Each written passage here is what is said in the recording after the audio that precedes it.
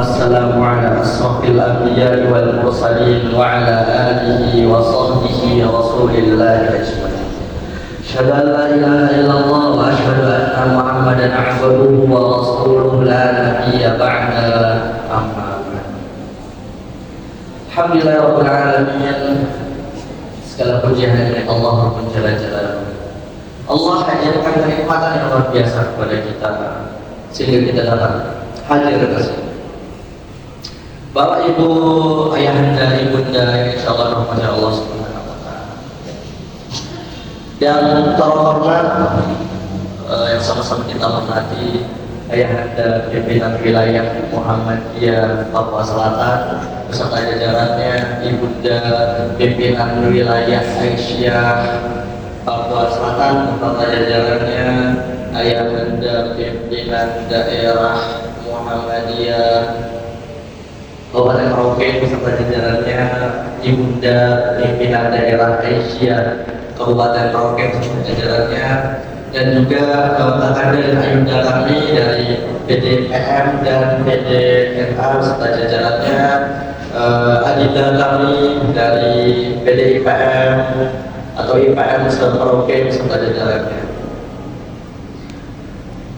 Jadi kita harus bersyukur kepada Allah Subhanahu wa taala yang mana Allah telah memberikan kita kenikmatan yang luar biasa, nikmat iman, nikmat Islam, nikmat umur panjang, sehingga alhamdulillah kita dapat berkumpul di sini di masjid yang kita cintai ini. Bapak Ibu rahimani Allah. Ini insyaallah kita akan membahas tentang Tahlil Ramadan ya. Salawat beraneka salam semoga tercurah kepada Nabi Muhammad alam yakni Nabi besar kita Muhammad sallallahu alaihi wasallam. Allahumma shalli ala Muhammad wa ala ali Muhammad. Pada kesempatan kali ini ayahanda dan ibunda izinkan kami untuk menyampaikan tentang Tahlil Ramadan ini. Insyaallah jika ayahanda dan ibunda merasa ada yang kurang, merasa dalilnya kurang sahih dan lain sebagainya, silahkan sampaikan kepada kami. Barangkali kami bisa berkaji seperti itu. Pada kesempatan kali ini kita akan sedikit membahas tentang Ramadan. Bapak Ibu, rahimani wa rahimakumullah. Jadi mengenai Ramadan ini biasanya sudah dibahas oleh para ulama, dibahas oleh dai-dai kita ketika ada acara-acara Tahlil Ramadan, dan kita juga sudah sering mendengarnya apa itu Ramadan dan kegiatannya apa aja dan sebagainya. Nah, perlu kita ketahui seluruh bagaimana Ramadan ini bisa ada. Di sini Ramadan itu ini bisa kita lihat perkataannya Al-Imam Al-Mawardi juga di dalam kitab Hasyah Al-Ujairi atau Al-Ujairi itu disebutkan bahwasanya Ramadan itu berasal dari kata Romilo atau Romadon yang artinya panas. Kalau ulama yang biasanya khusus kepada lughat Al-Quran, beliau mengatakan ketika ada alif dan nun di ujung, itu menandakan bahwasanya panasnya bukan panas biasa, tapi panas menyengat. Jadi Ramadan, maka itu artinya panas yang menyengat. Beberapa ulama menyampaikan bahwasanya Ramadan itu bahkan artinya membakar.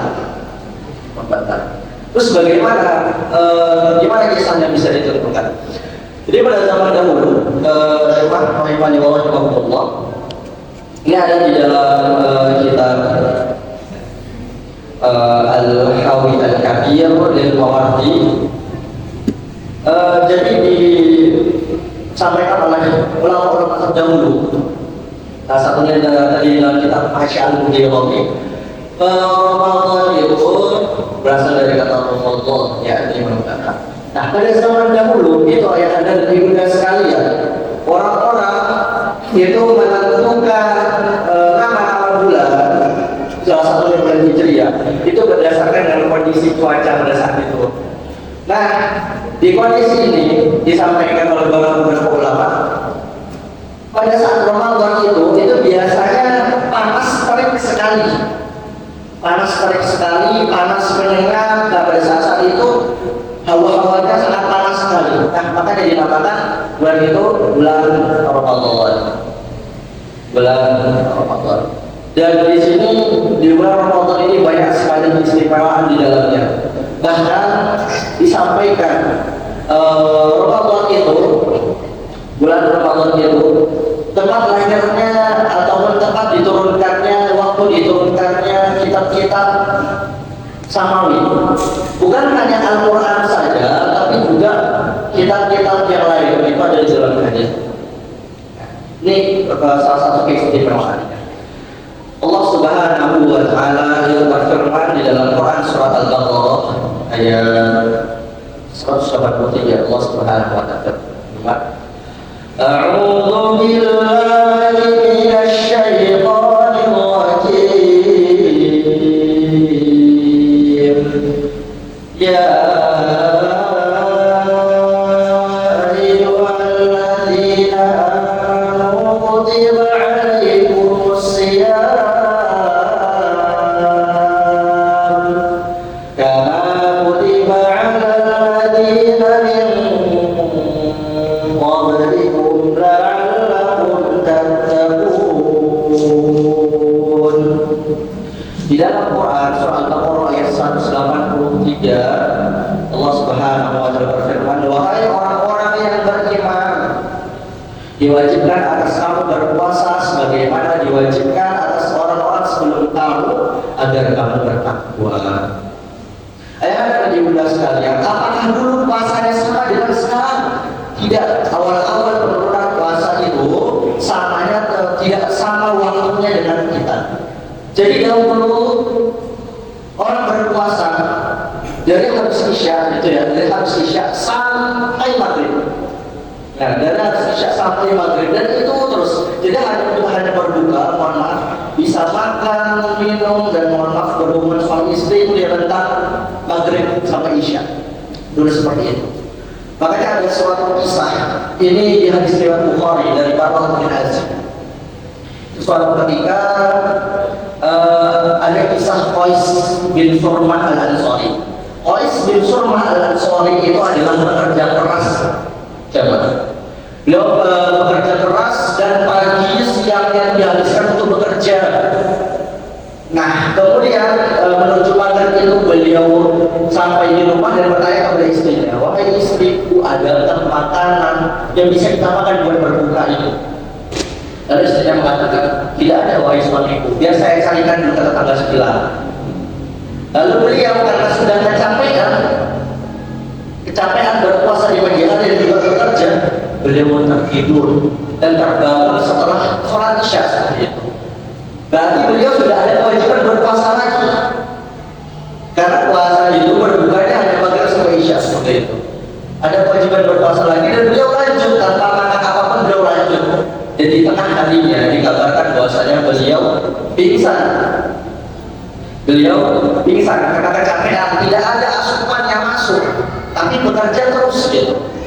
Nah, ada beliau pingsan dan beberapa juga para sahabat ada yang banyak yang merasa kesulitan dengan pola puasa yang seperti ini. Pola puasa seperti ini, dan Allah Subhanahu wa Ta'ala kemudian menurunkan surat Al-Baqarah ayat 187. Di sana disampaikan, a'udzubillahi minasyaitonir rajim. وَحِلَّتْ لَكُمْ لَيْلَةُ الصِّيَامِ وَرَفَثُ إِلَى نِسَائِكُمْ هُنَّ لِبَاسٌ لَكُمْ وَأَنتُمْ لِبَاسٌ لَهُنَّ عَلِمَ اللَّهُ أَنَّكُمْ كُنتُمْ تَخْتَانُونَ أَنفُسَكُمْ فَتَابَ عَلَيْكُمْ وَعَفَا عَنكُمْ فَالْآنَ بَاشِرُوهُنَّ وَأَنتُمْ عَاكِفُونَ في المسجد وَكُلُوا وَاشْرَبُوا حَتَّى يَتَبَيَّنَ لَكُمُ الْخَيْطُ الْأَبْيَضُ مِنَ الْخَيْطِ الْأَسْوَدِ مِنَ الْفَجْرِ. Nah, yang kita tulis di sini adalah wa'kulu washrabu hatta yatabayyana lakum al-khaytul abyadu min al-khaytil aswadi min al-fajr summa atimmu siyama ila al-lail. Dan kemudian karena melihat para sahabat kesulitan untuk berpuasa full seperti itu, turunlah turunlah ayat ini, yakni mulailah kita berpuasa dari mulai fajar shadiq sampai maghrib. Kulu washrabu hatta yatabayyana lakumul khaytul abyadu minal khaytil aswadi minal fajr. Jadi kita mulai berpuasa adalah ketika kita sudah tahu benar itu warnanya apa, sudah kelihatan benarnya gitu ya. Subuh ke bawah, dari situ kita mulai berpuasa sampai malam itu sampai maghrib. Jadi ini masya Allah sekali.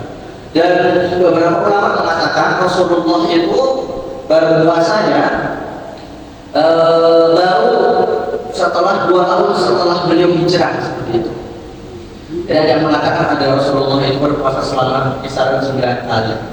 Jadi beliau hijrah, kemudian bertemu Ramadan, terus Ramadan lagi setelah itu beliau berpuasa. Terus bagaimana Mas? Bagaimana Ustaz kalau misalnya Rasulullah cuma berpuasa 9 kali, berarti Rasulullah amalnya sedikit? Tidak. Karena Rasulullah SAW itu orang yang masuk dijamin surga dari Allah Subhanahu wa Ta'ala.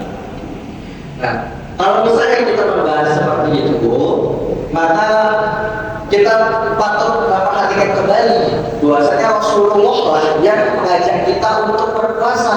Maka setiap orang yang berpuasa itu akan mengalir pahalanya kepada Rasulullah. Jadi kita jangan menganggap wah berarti Rasulullah pahalanya sedikit dong. Tidak ya. Karena kita kami Rasulullah adalah hamba yang mulia. Rasulullah. Ayah dan ibunda sekalian, tentang Ramadan ini kita bisa lihat bahwasanya himpunan putusan tarjih itu sudah mengeluarkan tentang kitab siam sejak tahun 1939 di Kongres 28 ini bisa kita lihat. Kalau di sini di cetakan ini itu tertulis di halaman, kita cek di sini 169 kita harusnya 169. Ini Muhammadiyah sudah mengulik tentang siam itu dari Kongres 28 Muhammadiyah di Medan dari tanggal 19 sampai tanggal 25 Juli 1939. Lah pas kok Kongres namanya? Dulu Muhammadiyah itu awal-awalnya kayak agenda-agenda sekalian itu bukan muktamar, awal itu namanya Kongres. Baru setelah beberapa kali Kongres itu nanti berubah namanya menjadi muktamar. Ini sudah diulik. Dan apakah ada tentukan yang terkini tentang siam? Ada. Itu cetakan tahun 2013 diterbitkan, yakni buku tuntunan Ramadan, yang mana pada saat itu di masa tarjih dipimpin oleh Ayahanda Dr. Samsul Anwar, dan juga sebagai ketua Muhammadiyah itu dipimpin oleh Ayahanda Prof. Yunus Ilyas. Ini mungkin strukturnya cukup berbeda ya. Ayahanda itu Muhammadiyah itu biasanya ada ketua beberapa majelis ya. Nah seperti itu. Nah jadi yang ketua majelis tarjih ya itu Ayahanda Dr. Samsul Anwar, Prof. Samsul Anwar, tapi sebagai ketua koordinatornya itu Ayahanda Yunus Ilyas. Nah itu diterbitkan. Beliau membuat kemenangan itu selesai tahun 2011, namun yang benar-benar baru diterbitkan tahun 2013. Hadirin rahimani wa rahimakumullah. Kita akan membahas tentang persiapan menuju Ramadan. Setidaknya yang ada di bunda sekalian ada 3 yang harus, ada 2 ya. Ada 2 yang harus kita persiapkan. Yang pertama adalah persiapan fisik dan materi. Ini kami jadikan satu aja, persiapan fisik dan materi, dan juga persiapan ilmu sebelum kita menuju Ramadan. Kita masuk ke persiapan fisik dan materi. Nah, kita sebagai hamba Allah Subhanahu wa Ta'ala, sebagai umat Nabi Muhammad SAW, itu kita diperintahkan untuk mempersiapkan fisik. Makanya di dalam hadis itu, dalam konteks persiapan, dikatakan oleh Rasulullah SAW, ya Aba Dzar, jaddidis safinah, fa innal bahra amir. Wahai Wahai Abidah, perbaikilah kapalmu. Fa'inallah wa'amin, karena sesungguhnya laut itu dalam. Ini memberikan konteks kepada kita bahwasanya dalam melakukan suatu hal kita butuh persiapan yang matang. Salah satunya hal ini, persiapan fisik. Nah, fisik kita juga harus mempersiapkan. Mungkin kita sudah mulai mencoba bagaimana puasa seperti itu, mulai kita seringkan puasa-puasa sunnah, gitu. Apalagi di bulan Sya'ban. Tapi ini sudah di pertengahan ya. Baiknya kita berpuasa di awal-awal bulan Sya'ban. Itu kan disampaikan oleh Ibunda Aisyah radhiyallahu anha itu, "Ma ra'aitu anta siyaman." Saya tidak melihat Rasulullah banyak sekali berpuasa kecuali di Sya'ban, kecuali di bulan Sya'ban. Nah, dan mempersiapkan fisik. Kenapa? Karena fisik yang prima itu sangat dibutuhkan ketika bulan Ramadan. Bulan Ramadan. Fisik yang prima. Rasulullah SAW mengatakan, al-mu'minu qawiyyun khairu ahabbu ila Allah minal mu'minina ad-dha'if wa fi kulli khairin ihris ala ma yanfa'uka wasta'in billahi wa la ta'jaz atau wa la ta'jiz. Muslim yang kuat itu lebih baik dan lebih dicintai oleh Allah Subhanahu wa taala daripada muslim yang lemah. Itu disampaikan oleh Rasulullah SAW. Maka kita harus memperbaiki fisik. Nah, ingin bertanya tentang bagaimana fisik yang fit? Ayah anda pendekar kita ada fisik. Nah, silakan tanya kepada beliau bagaimana cara memfitkan fisik ayah anda, adik-adik pendekar kita. Tanya sama beliau mengenai persiapan fisik. Dan kemudian kita juga harus mempersiapkan materi. Materi ini dalam hal uang. Karena sedekah itu adalah sedekah yang terbaik yang di bulan Ramadan. Kita mempersiapkan materi. Ajak sekali ibu-ibu dan bapak-bapak dalam perihal haji kita mempersiapkan dengan matang. Fisik kita persiapkan berlari-lari. Terus kemudian materi kita siapkan. Tapi mengapa di bulan Ramadan seakan-akan tidak ada mempersiapkan itu? Mengapa kita harus memkotak-kotakkan ibadah seperti itu? Nah, sebaiknya kita juga harus persiapkan materi, persiapkan juga fisik. Gitu ya. Materi nanti kita bisa bersedekah ataupun kita nanti bisa memberikan takjil dan lain sebagainya. Itu yang harus kita persiapkan. Ini Bapak Ibu yang berdoa Allah Subhanahu wa taala. Itu adalah persiapan fisik dan materi. Kita lanjut tentang persiapan ilmu. Nah, persiapan ilmu. Nah, ini penting. Ini kita agak coba mengulik ya. Ini yang jadi apa namanya itu yang sedang viral di tempat kita, di khususnya Muhammadiyah tentang KHGT. Nah, kita mengenal KHGT mengkoreksi waktu subuh. Kita mengetahui kalau di Muhammadiyah kita mundur berapa menit ya? 8. Nah, itu konjungsi. Nanti ada istilah-istilah konjungsi, istilah ijtima gitu ya, dan lain sebagainya, itu istilah-istilah ilmu falak. Jadi kita juga harus mempersiapkan, mungkin Bapak Ibu, kader-kader kita ada yang tampil kader ilmu falak. Karena di Muhammadiyah itu beasiswa ilmu falak sangat besar. Dan Muhammadiyah itu punya kader sendiri, ulamanya jarang yang benar-benar spesifik ilmu falak. Oleh karena itu kita bisa hadirkan kader-kader kita. Kalau mau beasiswa, ambil di UNSU, Universitas Muhammadiyah Sumatera Utara. Nanti ambil di UNSU dan kemudian kembali sarjana ilmu falak gitu ya. Itu bisa kita kembangkan falak di sini. Atau bahkan mungkin bisa jadi ketua kita nanti di sini gitu kan. Ketua ilmu falak gitu ya. Ini karena ilmu falak bukan ilmu yang mudah ya, ibu dan sekalian. Kami juga belajar ilmu falak di Pondok Sobron dan baru nambah sedikit sudah puyeng gitu. Ini masya Allah sekali. Nah, KHGT itu jadi sejarahnya KHGT Bapak Ibu itu tahun 1939 ada seorang ahli hadis dari Mesir namanya Muhammad Asakir. Beliau ahli hadis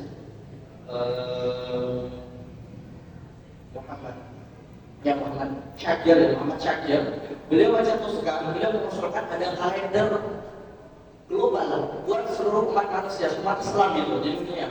Nah, beliau ada hadis dari Mesir 1939, karena beliau wafat tahun 1958. Beliau mengusulkan.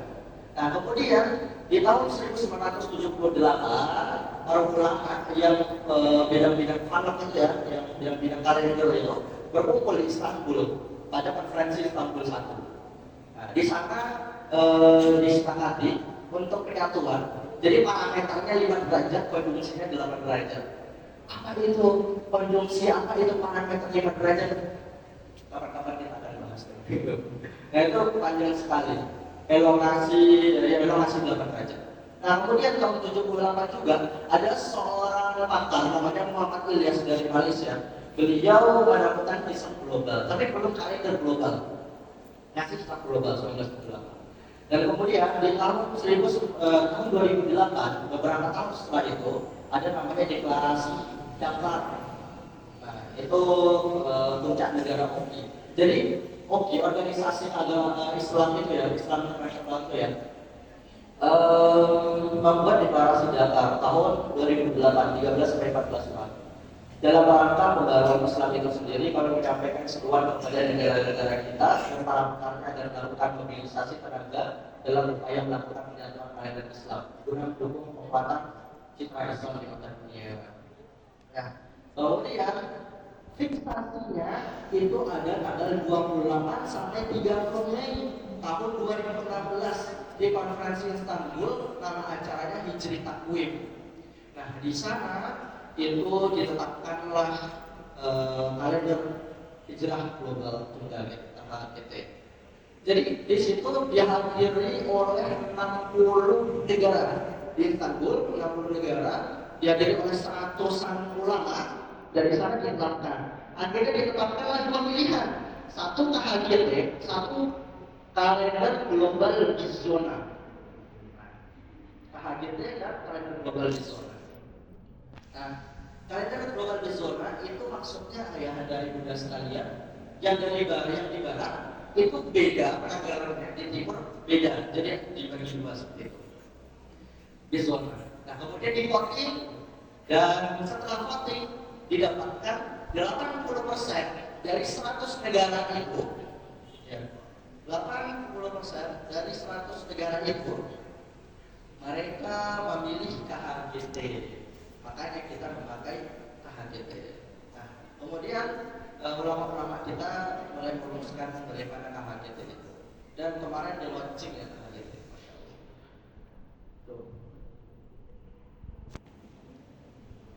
KHGT. Nah, di KHGT kita sudah disampaikan oleh Muhammadiyah, kita akan berpuasa pada tanggal berapa? 18. Nah, berarti tarawihnya tanggal berapa? 17. KHGT itu tidak bisa dengan cara ruqyatul hilal. Karena apa? Karena ruqyatul hilal itu kita hanya bisa menentukan 1 bulan ke depan. Sedangkan KHGT yang hisab hakiki itu wujudul hilal itu bisa menentukan sampai 10 tahun bahkan 100 tahun ke depan. Dan itu akurat. Kalau menurut ruqyatul hilal itu disampaikan kemungkinan kita bakal tanggal 19 Februari kita akan mulai Ramadannya.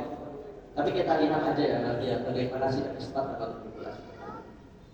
Ini senada dengan ayat Allah Subhanahu wa taala di dalam surat Yunus ayat 5. Allah Subhanahu wa taala berfirman, "Walladzi ja'ala asy-syamsa dhiya'a wal qamara nuran wa qaddarahu manazila li ta'lamu 'adada as-sinina wal hisab. Ma khalaqallahu dzalika ma khalaqallahu syarra bil haqqi fasil ayatin liqaumin ya'lamun." Nah, ini disampaikan, dialah yang menjadikan matahari bersinar dan bulan bercahaya, dan dialah yang menetapkan tempat orbitnya agar kamu mengetahui bilangan tahun dan perhitungan waktu. Allah tidak menciptakannya demikian itu melainkan dengan benar. Dia menjelaskan tanda-tanda kebesarannya kepada orang-orang yang mengetahui.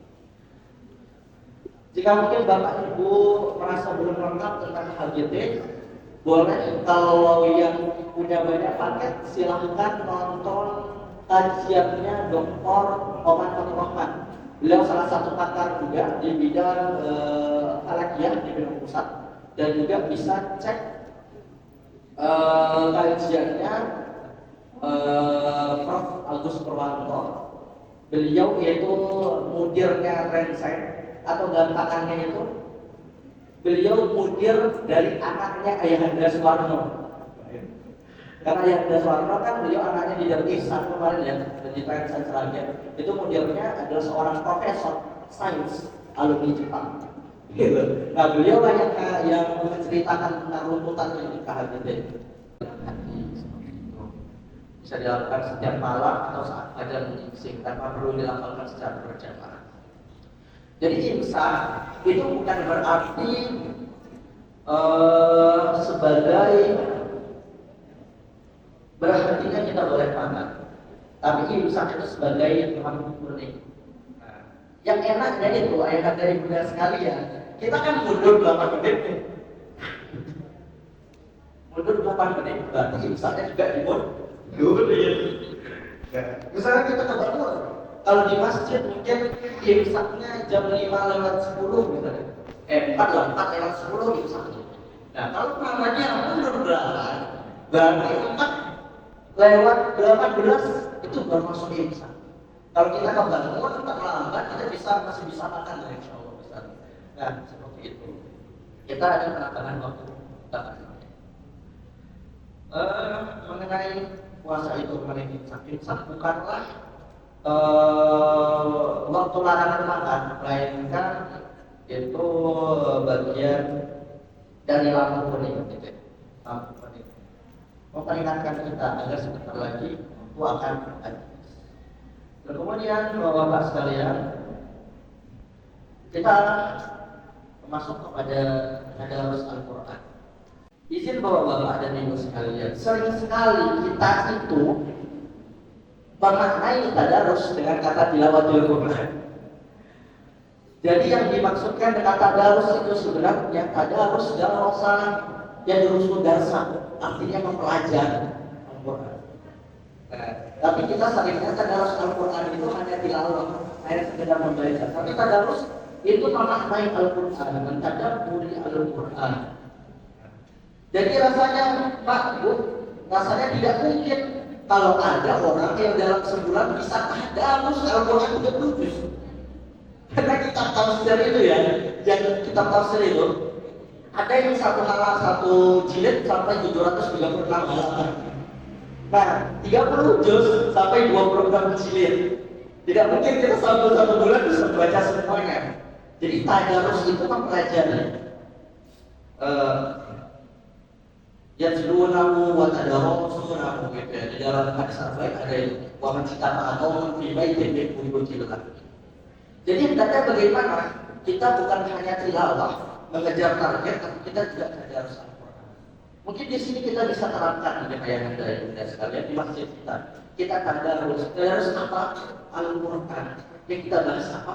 Tafsir At-Takwir. Nah, itu bagus sekali. Kita bahas tafsir At-Takwir mungkin setiap malam atau mungkin di 10 malam terakhir kita tadarus kitab tafsir At-Takwir. Kita melihat bagaimana surat Al-Fatihah itu penafsirannya, bagaimana penafsirannya surat Al-Baqarah dan sebagainya. Seperti itu. Tadarus Al-Quran, karena Al-Quran adalah mukjizatan yang Allah Subhanahu wa taala berikan kepada Rasulullah sallallahu alaihi wasallam. Dan diturunkan di bulan Ramadan. Syahrul Ramadan alladzi unzila fihi al-Qur'an hudan lin-nas wa bayyinatin minal huda wal furqan. Al-Quran itu Allah Subhanahu wa taala turunkan Al-Quran sebagai petunjuk bagi kita semua, dan juga ada penjelasan atas petunjuk-petunjuk tersebut. Nah, jadi kita harus merujuk kepada Al-Quran. Itu dalam Quran surah Al-Baqarah ayat 185. Itu mengenai tentang tadarus Al-Quran. Itu ya.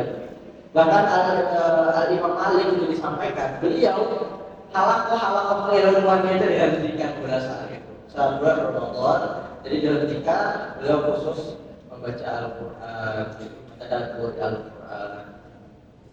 Dan ulama memang kencang sekali Ada yang bisa merasakan 2 kali khatam dalam sehari, Masya Allah. Kita 1 kali khatam dalam sebulan saja, alhamdulillah. 1 kali khatam aja dalam 1 bulan, alhamdulillah. Tapi para ulama itu ada yang menyelesaikan 2 kali khatam dalam 1 hari, berarti sampai 60 kali khatam dalam sebulan. Itu gimana cara bacanya? Kalau ibu bapak pengen melihat bagaimana cara bacanya, silakan ibu bapak serius menghafal Al-Quran. Nanti kita ada namanya murojaah bil hadis. Jadi bisa cepat seperti itu. Mungkin 1 juz bisa 17 menit gitu. Mungkin 1 juz bisa sampai 15 menit gitu bil hadis. Itu cepat. Seperti itu. Dari Al-Quran. Yang kedua kita ada sodakoh. Nah, sodakoh ini. Rasulullah SAW itu bersabda, mengatakan kepada kita di dalam hadis riwayat Tirmidzi, afdhalus shadaqati fi Ramadan. Afdhalus shadaqati fi Ramadan. Sebaik-baik sedekah adalah sedekah di bulan Ramadan. Terus gimana Mas kalau kita sedekah di bulan lain? Berarti tidak afdal. Nah, jadi Rasulullah SAW itu biasanya menyampaikan hadis sesuai dengan kondisinya. Jadi agar umat semangat di bulan Ramadan, Allah bilang afdhalus shadaqati. Nanti kalau misalnya terjadi beberapa peristiwa, nanti Allah juga sampaikan. Makanya ada tuh, sebaik-baik amal adalah sedekah, sebaik-baik amal adalah infak, sebaik-baik amal adalah puasa. Itu bukan berarti yang paling terbaik, tapi itu adalah cara Rasulullah untuk memberikan motivasi kepada kita sesuai dengan peristiwa pada saat itu. Nah, afdhalus shadaqati fi Ramadan. Banyak kita sedekah. Mana qasam shadaqatu min malin wa ma zadallahu 'abdan fi akhir illa islam wa ma tawadhu'a ahadullah illa rafa'ahu Allah. Tidak akan seseorang itu miskin gara-gara sedekah. Dia akan mungkin berkurang hartanya gara-gara sedekah, gitu ya. Dan disandingkan wa bazallahu 'abdan bi akhmin illa izza, dan Allah akan naikkan derajatnya orang-orang yang mau memaafkan. Kemudian itu tentang sedekah dan keutamaannya. Kita lanjut masalah keilmuan tarawih. Masyaallah. Tarawih di dalam buku apa tadi? Pedoman puasa tahun 2013, tarawih kita itu ada 13 rakaat kira-kira seperti itu. Yang dua awal itu iftitah, salat iftitah. 11 ini kita 11 kita berdua. Nah, 2 itu kita salat iftitah dulu, dan kemudian kita melaksanakan salat tarawih 8-nya dan 3 itu. Pelaksanaannya bagaimana? Kita kalau di dalam tuntunan itu ada 2 pelaksanaan. Yang pertama 4-4-3. Yang kedua 2-2-2-2-1. Jadi ada 2 pelaksanaan kalau di tuntunan ibadah Ramadan itu 4-4-3 atau 2-2-2-2-2-1. Nah, seperti itu kalau di dalam tuntunan itu tahun 2013. Itu banyak ya dalil-dalil di sana. Ini juga Aisyah radhiyallahu anha mengatakan di dalam hadis riwayat Bukhari, Rasulullah tidak pernah menambah salat malam di bulan Ramadan maupun bulan lainnya lebih dari 11 rakaat. Kita biasanya 11 rakaat. Terus bagaimana dengan saudara kita yang 21, 23 atau yang lebih? Ya silahkan, tidak apa-apa. Mereka juga memiliki dalilnya masing-masing. Gitu. Jadi kita silahkan kuatkan apa yang menurut kita benar, dan kita tidak bermudah-mudahan menyalahkan orang lain, karena mereka juga ada dalilnya.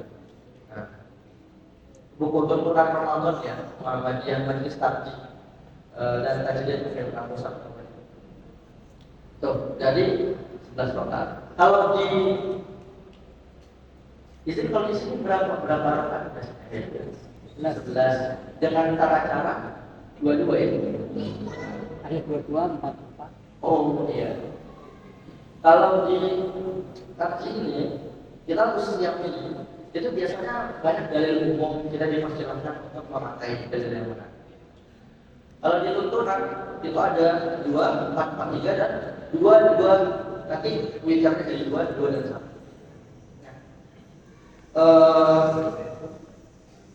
1. Yang Riau biasanya pakai 4, 4, 3. Ataupun di Muhammadiyah di Jawa yang biasanya masjid-masjid itu DKM-nya yang ada Medan Pusat Muhammadiyah. Nah, itu pakai 4, 4, 3. Dengan 2 rakaat itu sholat kita dulu, Fatihah dulu. Kita sholat, baca surat Al-Fatihah dan rukuk. Jadi kita tidak baca surat lain. Nah, seperti itu ayat dasarnya. Jadi kita sebagai orang Muhammadiyah seyogianya kita memakai apa yang sudah dihimpun oleh Muhammadiyah ditetapkan. Lah, emang nggak boleh pakai yang lain, gitu. Emang boleh nggak boleh kita pakai yang lain? Boleh. Tapi kalau bukan kader yang akan memakai KTP, lalu siapa lagi? Apakah kita menunggu kader lain untuk pakai KTP? Apakah kita harus menunggu saudara-saudara kita gitu ya untuk pakai KTP? Tidak. Tentu siapa yang kita yang pakai. Dan jangan merasa wah ini ulamanya tidak kredibel. Jangan salah. Muhammadiyah dalam menetapkan hukum itu kan ada Bayani, Burhani, dan Irfani. Pola pengembangan tajribi namanya. Itu tajribi. Nah, di situ dihadirkan semua ulama, bukan hanya pakar fikih aja, pakar fikih, pakar Quran, pakar hadis, dan juga kalau misalnya menyangkut kesehatan kan dihadirkan dokter-dokter. Ini juga salah satu contoh nih tentang KHGT ini, yang beliau yang paham detail salah satunya Prof. Agus Purwanto. Beliau backgroundnya tentang sains. Nah, di Muhammadiyah itu berkolaborasi sebenarnya. Itu mengenai tentang keilmuan kita di bulan Ramadan. Jadi setidaknya ada 1, 2, 3, 4, 5 ilmuwan yang harus kita tambah di bulan Ramadan. Kita mengenal tahajud yang reaksi waktu subuh, dan kemudian mengenai hal seputar puasa. Kita memahami tadarus Al-Quran, sedekah dan keutamaannya, dan tauhid. Nanti di akhir akan ada kita iktikaf di masjid. Kemudian kita masuk yang C, yakni memperkuat silaturahmi. Memperkuat silaturahmi. Jadi Rasulullah Shallallahu Alaihi Wasallam itu menyampaikan kepada kita. Saya kasih contoh hadis tentang salam. Rasulullah mengatakan la yadkhulul jannah hatta tu'minu. La yadkhulul jannah hatta tu'minu.